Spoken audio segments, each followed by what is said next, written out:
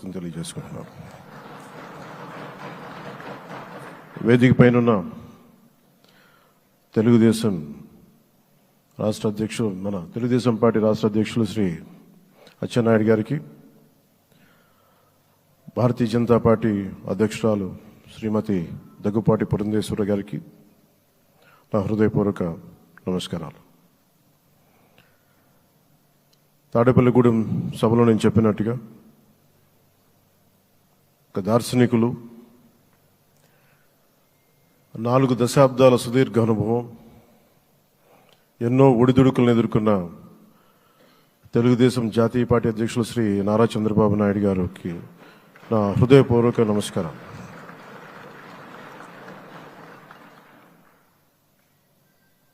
గత దశాబ్ద కాలంలో రాష్ట్ర విభజన జరిగినప్పటి నుంచి ఆంధ్ర రాష్ట్ర ప్రజలు నలిగిపోయారు, నలిగిపోతున్నారు. గత 5 సంవత్సరాలుగా మరి రాష్ట్రంలోని విపత్కర పరిస్థితులు తెలుసు.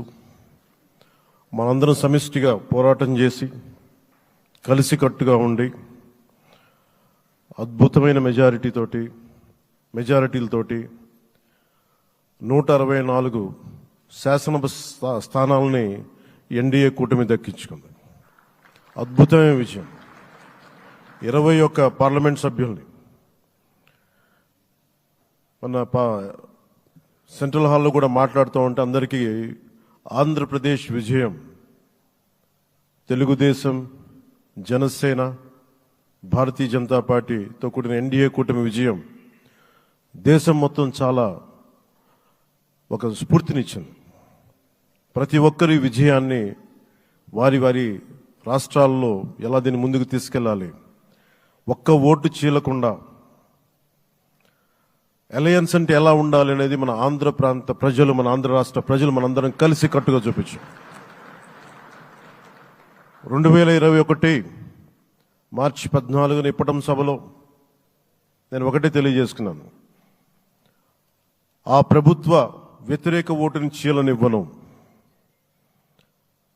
ఆ మాట మీద ఉన్నాం, ఆ మాట మీద నిలబడ్డాం. ఒడిదుడుకులు ఎదుర్కొన్నాం, తగ్గాం, కానీ నిలబడ్డాం. ప్రజల నమ్మకాన్ని పెంచాం. అద్భుతమైన మెజారిటీతో ఈ రోజున మనం ప్రభుత్వాన్ని స్థాపిస్తున్నాం. చాలా మాటలు ఇచ్చాం. పొద్దున కూడా జనసేన లెజిస్లేటివ్ పార్టీ మీటింగ్లో నాయకుడిగా ఎన్నుకున్న సందర్భంలో మాట్లాడుతూ మనం చాలా మాటలు ఇచ్చాం.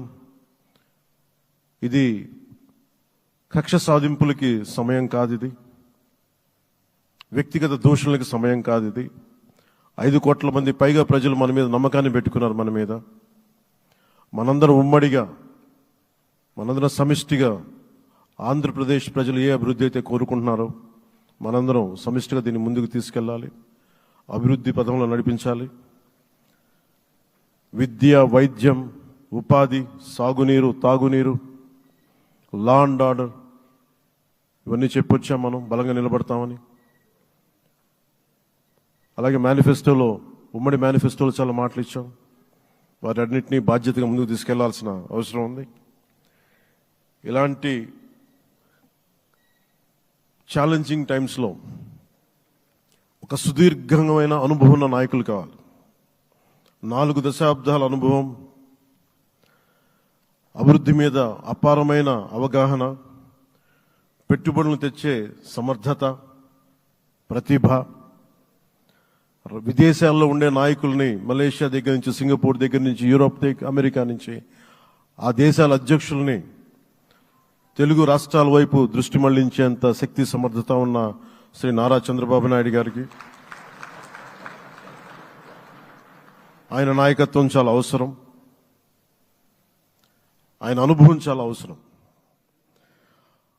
అలాంటి అపారమైన అనుభవం ఉన్న వ్యక్తిని, అనుభవం ఒకటే కాదు, ధైర్యశాలి,